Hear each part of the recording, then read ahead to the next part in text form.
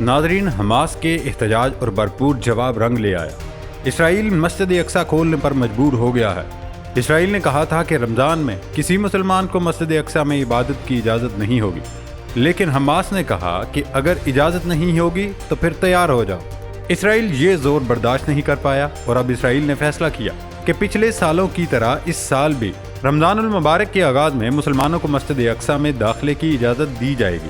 بین الاقوامی خبر رساں ادارے کی رپورٹ کے مطابق اسرائیلی وزیر اعظم نیتن یاہو کا اس حوالے سے کہنا تھا کہ پچھلے سالوں کی طرح اس مرتبہ بھی رمضان کے پہلے ہفتے کے دوران زیادہ سے زیادہ مسلمان نمازیوں کو مسجد اقصی جانے دیا جائے گا۔ رپورٹ کے مطابق رمضان کے پہلے ہفتے میں اتنی ہی تعداد میں عبادت گزاروں کو مسجد اقصی میں داخل ہونے کی اجازت دی جائے گی جتنی پچھلے سال دی گئی تھی۔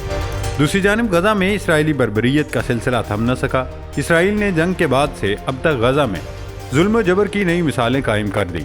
اسرائیلی فوج نے غزہ کی شہری آبادی کے ساتھ ساتھ اسپتالوں اور پناہ گزین کیمپوں پر گولے برسا دیے۔ جبالیہ میں مسجد پر بمباری کے دوران 5 فلسطینی شہید اور درجنوں زخمی ہو گئے۔ ان شہداء میں بچے بھی شامل ہیں۔ رپورٹ کے مطابق بیت الحم پناہ گزین کیمپ پر صہیونی فوج کے حملوں سے درجنوں فلسطینی شدید زخمی ہوئے، جبکہ دیگر پناہ گزین کیمپوں پر فائرنگ سے 34 فلسطینی شہید ہو گئے۔ خان یونس میں ایک ہی خاندان کے 17 افراد جام شہادت نوش کر گئے۔ اسرائیلی فورسز نے نابلس میں فائرنگ کر کے 16 سالہ نوجوان کو شہید کر دیا۔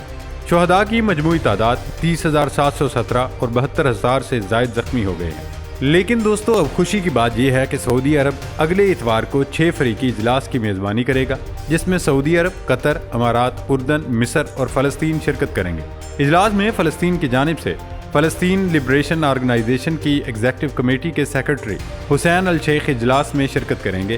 اجلاس میں غزہ کی پٹی پر جنگ کے خاتمے کے طریقہ کار، امداد متعارف کرانے اور فلسطینی ریاست کے قیام کے حوالے سے اگلے مرحلے کے انتظامات پر متحدہ عرب موقف پر تبادلہ خیال کیا جائے گا۔ یہ اجلاس سعودی عرب میں ہونے والی پہلی اور اردن کے دارالحکومت عمان میں منعقد ہونے والے دوسرے اجلاس کے تسلسل کے طور پر سامنے آیا۔ یہ تیسرا اجلاس ہے جس میں 5 عرب ممالک کے وزرائے خارجہ شریک ہوں گے۔ یہ اجلاس اس لیے بھی ضروری ہے کہ اس وقت یہود ایک ساتھ مل کر فلسطین پر حملہ آور ہو رہے ہیں، لیکن مسلمان منتشر تھے جو کہ اب متحد ہو رہے ہیں۔ امریکہ تو دنیا کو دکھا رہا ہے کہ وہ فلسطین کی مدد کر رہا ہے، لیکن اس کی حقیقت بھی اب پوری دنیا جان گئی۔ ناظرین، اب امریکہ نے غزہ سے متصل سمندر میں بحری اڈہ قائم کرنے کا اعلان کیا ہے۔ امریکی صدر جو بائیڈن نے اس کی وجہ اور جواز غزہ میں انسانی بنیادوں پر امداد کی ترسیل بتایا ہے۔ امریکہ بحر متوسط میں 7 اکتوبر کے فوری بعد سے مسلسل سرگرمی اور کیل کانٹے سے لیس انداز میں موجود ہے، جہاں اس نے اسرائیل حماس جنگ شروع ہوتے ہی اپنا بحری بیڑا بھیج دیا تھا۔ امریکی حکام جمعرات کی صبح یہ توقع کر رہے تھے کہ امریکی صدر state of the union speech کے اہم موقع پر اس کا اعلان بھی کر سکتے ہیں، کیونکہ یہ ایک بڑا اہم موقع ہوگا اور اس فیصلے کے لیے بھی اس کی اہمیت ہوگی۔ اس موقع پر امریکی حکام نے حماس پر الزام بھی لگایا کہ حماس جنگ بندی میں رکاوٹیں پیدا کر رہا ہے اور جنگ بندی کو مؤخر کرنے میں کردار ادا کر رہا ہے۔ کیونکہ حماس بیمار اور لاغر یرغمالیوں کو رہائی دینے پر آمادہ نہیں ہوا، اس لیے جنگ بندی مذاکرات کو کامیاب نہیں ہونے دے رہا۔ دوستو، ایک طرف امریکہ ظاہری طور پر ہوا سے امداد پھینک رہا ہے، جبکہ دوسری طرف اسرائیل کی خوفناک کارروائیاں بھی جاری ہیں۔ اسرائیل نے حالیہ مہینوں کے دوران غزہ میں مختلف مقامات پر موجود قبرستان سے نکالی گئی 47 فلسطینیوں کی لاشیں غزہ میں فلسطینی وزارت صحت کو واپس کر دی ہیں۔ یہ حالیہ 5 مہینوں کی جنگ کے دوران دوسرا واقعہ ہے کہ اسرائیلی فوج کی طرف سے فلسطینیوں کی قبریں اکھاڑ کر لاشیں واپس غزہ بھیجی گئی ہیں۔ تاہم اب کی بار واپس بھیجی گئی ان لاشوں کی تعداد سب سے زیادہ یعنی 47 ہے، جو مختلف اوقات میں غزہ میں بمباری اور اسرائیلی حملوں کی زد میں آ کر ہلاک ہونے والے فلسطینیوں کی ہیں۔ ان لاشوں کو ان کے لواحقین نے اپنے قریبی قبرستانوں میں دفن کیا تھا، مگر بعد ازاں اسرائیلی فوج قبریں اکھاڑ کر ان میں سے لاشیں نکال کر لے گئی تھی۔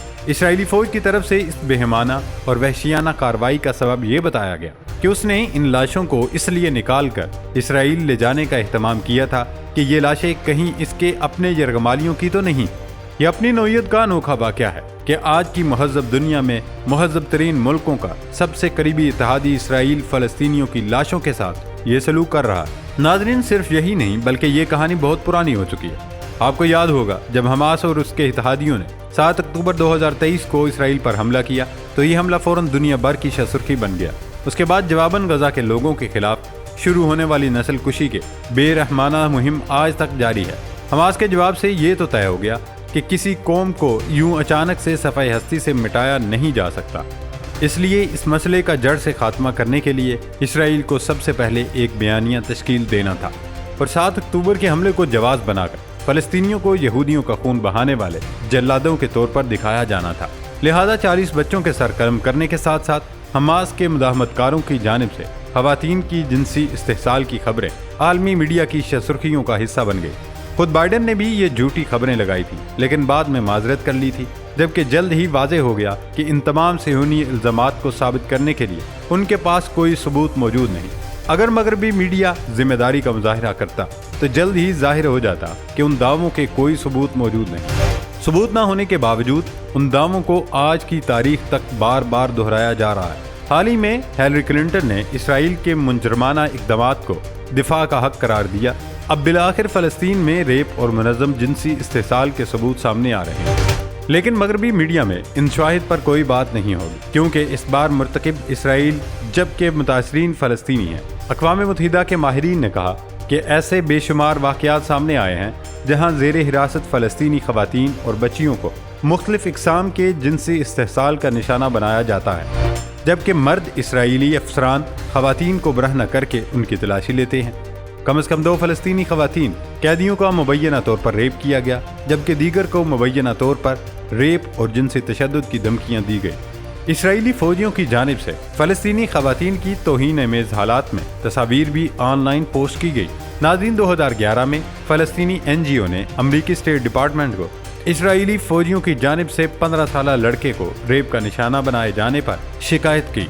اسرائیل نے اس کا رد عمل کچھ یہ دیا کہ NGO کو دہشت گرد تنظیم قرار دے کر اس کے دفاتر سیل کر دیے گئے۔ اب اقوام متحدہ کی تازہ رپورٹ میں ان تمام الزامات کی تصدیق کی گئی ہے جو فلسطینی برسوں سے لگاتے آ رہے ہیں، کیونکہ نکبہ سے لے کر اب تک فلسطینیوں کو محکوم بنانے کے لیے اسرائیل جنسی استحصال اور تذلیل کا سہارا لیتا ہے۔ شواہد موجود ہیں کہ اسرائیل کے سابق فوجیوں نے باتیں کی کہ کیسے انہوں نے فلسطینی خواتین اور لڑکیوں کو جنسی استحصال کا نشانہ بنایا۔ دوستو، اسرائیل کو لگتا ہے کہ اس کے پاس مغرب کی طرف سے 4000 سے زائد بچوں سمیت ہزاروں فلسطینی شہریوں کو مارنے کے لیے مطلوبہ مینڈیٹ ہے تو وہ کچھ بھی کر سکتا ہے۔ ایمبولینسوں، اسکولوں اور اسپتالوں پر فضائی حملے یہ ظاہر کرتے ہیں کہ اسے حماس کی طرح عام شہریوں کی اموات کی کوئی پرواہ نہیں۔ اسرائیل مہذب دنیا کی نظروں میں خود کو بدنام کرنے کے لیے ہر ممکن کوشش کرتا نظر آتا ہے، لیکن دنیا مان ہی نہیں رہی۔ غزہ کے قتل عام سے پہلے نیتن یاہو کے فاشسٹوں اور بنیاد پرستوں کے ٹولے کے ذریعے اسرائیل کے عدالتی اداروں کو سبوتاژ کرنے کی کوشش کی گئی۔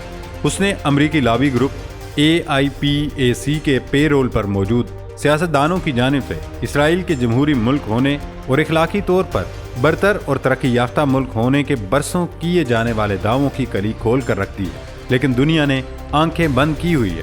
پھر بھی ایک دن ضرور آئے گا کہ ظالم خود بے نقاب ہوگا اور ساری حقیقت دنیا کے سامنے آ جائے گی۔